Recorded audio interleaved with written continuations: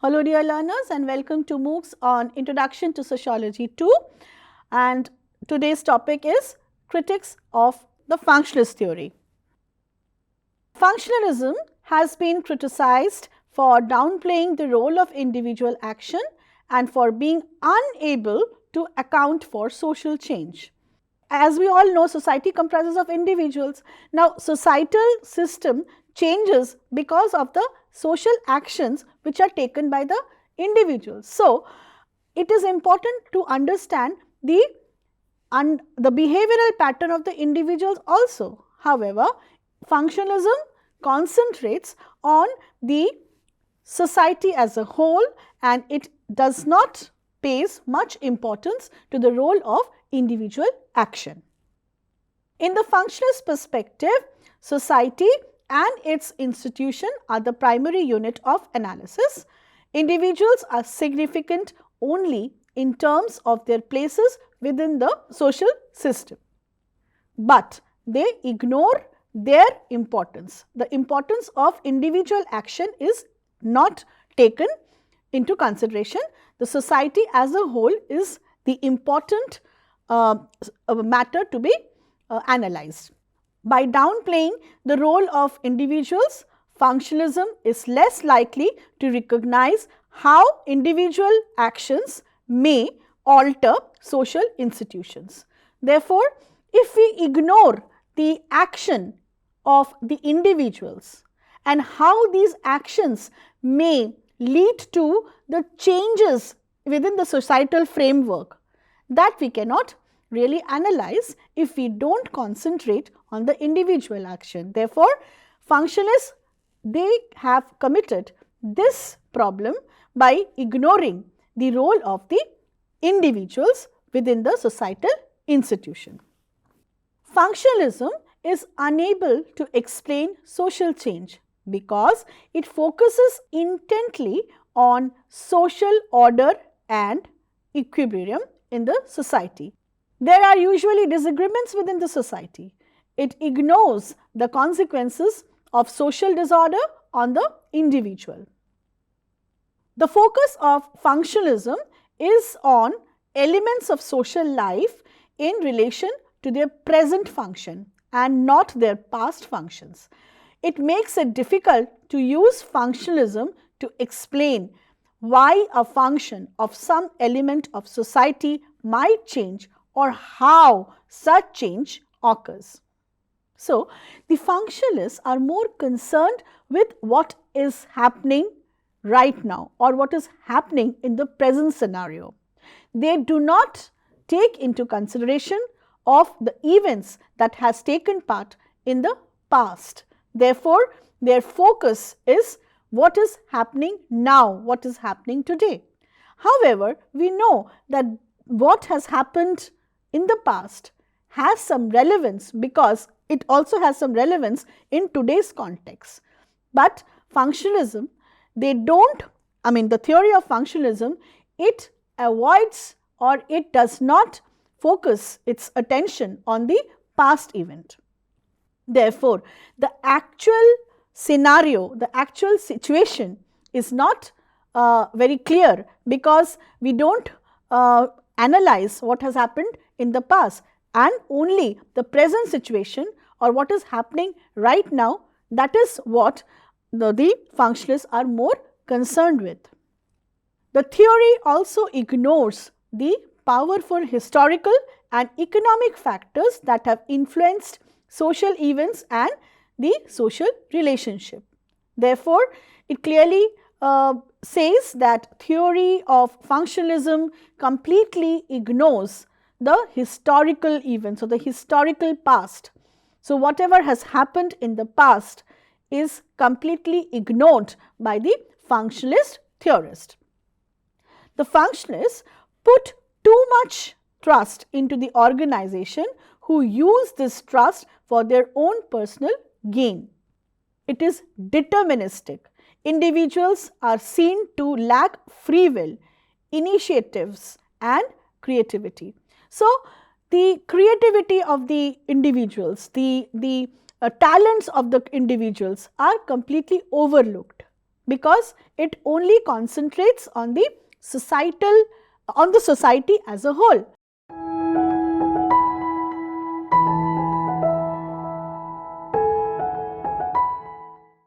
Now, let us see what the functionalist views about the social inequality and how these views can be criticized or they are criticized. According to the structural functionalists, stratification and inequality are actually constructive phenomena that benefits society. They ensure that the best people are at the top of the hierarchy and those who are less worthy are at the bottom. Therefore, according to the functionalists, they are kind of promoting stratification. They are basically not worried about stratification or inequality that is existing in our society. So, according to them, people with lot of talents, people with lot of power, they should be at the topmost level in the power hierarchy. Therefore, in a way we can say that the functionalists are basically promoting the hierarchy, the power structures that are constructed in the society is not a problem for the theorists who profess functionalism. They have no problem with the power structures that are present in our or that exist in our society. However, we know that these power structure are extremely detrimental for the good or for the for the societal health, because it promotes too much of challenging situation in our society. It promotes discrimination, it promotes inequality, and it also gives rise to social problem.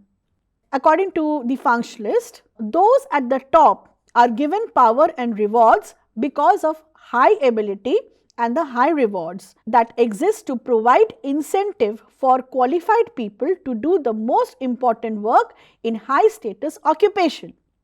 Therefore, again the functionalists are of the view that only the qualified people should occupy the topmost position in the society. However, there are people who perhaps because of their circumstances, they were not given enough scopes and opportunity to reach the position, this position. So, what about these people? So, basically this entire viewpoint of functionalist approach is creating a power game or creating a source of power hierarchy in our society. According to this logic, inequality ensures that the most functionally important jobs are filled by the best qualified people. Now, let us understand the criticism of functionalists when they talk about family. The feminists argue that functionalist depicts too rosy and idealistic a picture of family. Families are certainly not like that for everyone. Many people have negative experiences of family life, and indeed they can cause stress as well. So, we have been learning about the theories of Talcott Person, and we have understood that family is a place where we get the most secured feeling. We become completely relaxed when we are in a family. But there are also situations in which this does not happen. These days we also see in newspapers about cases where elderly people are abused within the family setting. Women are abused in the family setting. They suffer domestic violence. Children are also not very much secured in a family. There are marital problems. Poor status of women are also very prominent in these societies. At times, family also becomes a ground for mental stress for many people. This is because the functionalists, they gave importance to the social institution as a whole. Family is made up of individuals. There's a husband, there's a wife, there are children, there are other members of the family. They comprise of this family. Ideally, yes, a family is a place where people become, very secured, they get emotional attachments, they feel protected. This is the ideal situation. But what about a family in which these emotional supports are not extended? This is because the individual who are in this family setting, or who are the members of the family, they are not being able to extend these emotional support. It is also because of their psychological issues that an individual behaves in a particular manner. Therefore, it is very important for us to understand the psychology of the individual, why a person is behaving in a certain manner. Otherwise, if we don't understand the psychology of an individual, these social institutions will fail. These days we are learning a lot of news about a child being physically abused within the family system, and a very near and dear person within the family is responsible for such an abuse. We hear of cases of trafficking where a child is being trafficked by their own family member, by a very near family member. But this is ideally not a situation. This is, according to the functionalists, this is of course not the function of a family. Next, we come to the notion of functionalists about the marriage and their criticism. We know that marriage is a very important social institution, and according to the functionalists, as this institution gives legitimacy to a relationship between a man and a woman, and it grants the couple their reproductive and sexual rights. So, we know that functionalists say that marriage is a very important social institution because it puts the tag of legitimacy to a relationship between a man and a woman, and it also gives them the right to reproduce and enjoy their sexual rights. Merlin Dixon of the Democratic Workers' Party, he says that marriage is the chief vehicle for the perpetuation of the oppression of women. It is through the role of wife that the subjugation of women is maintained. Because most of the families or most of the societies we know are patriarchal in nature. Therefore, because of this male dominance, the woman of the family or the wife within the family system or in the marriage is often exploited and oppressed by the family as a whole. Because at times it so happens that the women, the elder women of the family, they also speak of, or they also become the representative of the patriarchal society. So, this institution is often criticized because marriages at times, it is an institution which promotes sexual division of labor. We have incidents of marital violence, subordination and exploitation of women, unwanted pregnancies, child marriage, social isolation, imposition of social restrictions, restrictions in making choice for marrying the partner.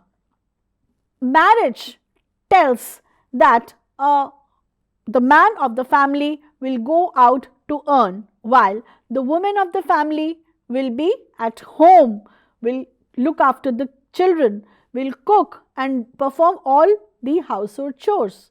Now, if this woman feels like having a career outside the private sphere, then she is often cursed because she has some different role to perform. She has a role to perform, as a wife, as a mother, as a daughter-in-law. Therefore, she is not a part of the public sphere. She is very much a part of the private sphere. Marital violence. These days we have a lot of Section 498A, that is cruelty. We hear a lot of cases about domestic violence. So, the cases of marital violence is increasing these days. Marital violence in the case like the woman is often treated badly within the household by her own husband or in-laws, or dowry can be another issue which leads to marital violence. Subordination and exploitation of women is another point of discussion. Because she is a woman, she is considered to be as a second sex, and therefore she is an object, she is a commodity, and she can be subordinated and she can be exploited. Unwanted pregnancy. Women are considered only to be a machine for reproduction. She cannot say no to her husband or to her in-laws. Particularly in an Indian society, she is often pressurized to give birth to a boy child. Child marriage, particularly in a country like South Asian countries, the problem of child marriage is rampant. It is growing like anything. Social isolation. As I said, that women are considered to be the private people. They are considered to be within the four walls of the house. She is not supposed to step out. So, therefore, she suffers from social isolation. Imposition of social restrictions. Women are expected to things which are being asked by their parents, and later by their husbands and by their son. So, there is too much of social restrictions that a woman has to follow. Then of course, another important thing that is cropping up these days is there are restrictions in selecting the partners. Love marriages are very common, but how about the same sex marriages? As we have seen that preferably a man gets married to a woman. However, these days we also have practices where same sex marriages are also occurring. So, what about these sanctions? This is completely a matter of choice. And we also have families who live together without getting married, for say in the cases of live-in relationships. So, all these things are individual choices. However, as we have already said, that since the functionalists, they do not focus on the individual choice, they give more importance to the social institution. Therefore, these are some of the problematic areas in the field of marriages.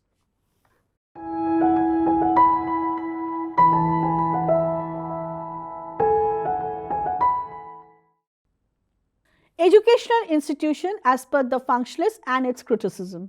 The main criticism of the functionalist perspective on the role of education are that it makes the assumption that all the students start from the same point, a level playing field. That is, the functionalists, they believe that the children, they are all similar. The children, they will begin their educational life with the same kind of knowledge, with the same kind of IQ. But every individual are, they are different because of their socialization pattern, because of their upbringing. Therefore, we cannot expect that all the students shall start from the same point. When in fact, the class system means that some children begin school or begin their education with the advantage of cultural capital, such as advantages that come from the socialization from middle class parents due to their knowledge of the style of language used, attitudes, manners, which means initial privileges in the school. So, there are students who come from different background, they come from families with different sociological background. Definitely this will definitely lead to different individualization. People will have their own way of looking at things. Children will have their own way of own perspectives. So, how can we say that education starts or it will begin with equality? So, students will come from different background with different IQ level. Therefore, we cannot say yes to this notion of functionalism. Functionalism ignores the negative side of the school, that is bullying, and there are minority children who are being harmed during the school days. So, functionalists ignores the negative side of the school. They do not believe that within a school setting a child or the students can be bullied, or due to their performance in the class they can be punished in the classroom setting. So, these kind of negative sides of the schools are completely ignored by the functionalists. There are some free schools which are not restricted by curriculum, for example, the non-formal schools. So, the functionalists, they always talk about a school setting which is extremely structured, where the education is given or imparted in a very meticulous way. But what about the non-formal schools? These schools also provide the best education. It also provides valuable lessons to the students as the formal schools do. Therefore, these non-formal schools also play a very important role in framing the future of the children. Vocational and professional school or education is more meaningful than the conventional form of education. So, the professionalist theorists, they often talk about the formal educational pattern. But what about these kind of school education, the professional education, the vocational education? Particularly in today's context, these kind of education are becoming very important, because it is basically leading to economic empowerment in the future. Meritocratic approach will push the marginalized section away from education institution. This meritocracy, this particular term that the functionalists have used, that is meritocratic approach, well, this will basically not encourage the marginalized section of the society to be included in the mainstream educational institution, because at times it so happen that students who do not fetch good grades in the school level, they often become deprived of higher education. So, they remain outside the sphere of educational institution when they grow up, or they opt for higher education. So, this is also a very important point which was often criticized.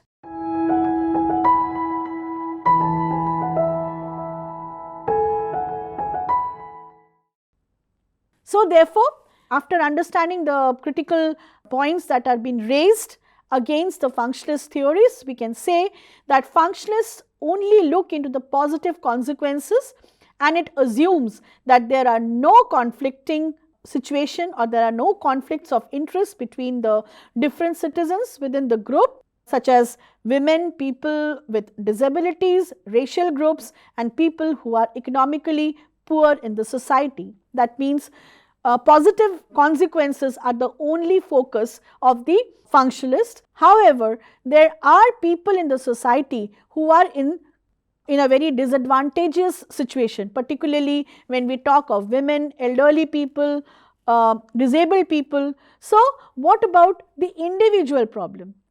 So, this is the point that needs to be understood, that it is not just the smooth running of the social system or the social institution, it is also that the individual problems are also looked into, and in this way the society, while we cater to the needs and requirements of the individuals in the society, only then the society will perform well, and there will be a society which is really in a good position, where people live with dignity and they are able to enjoy all of their human rights.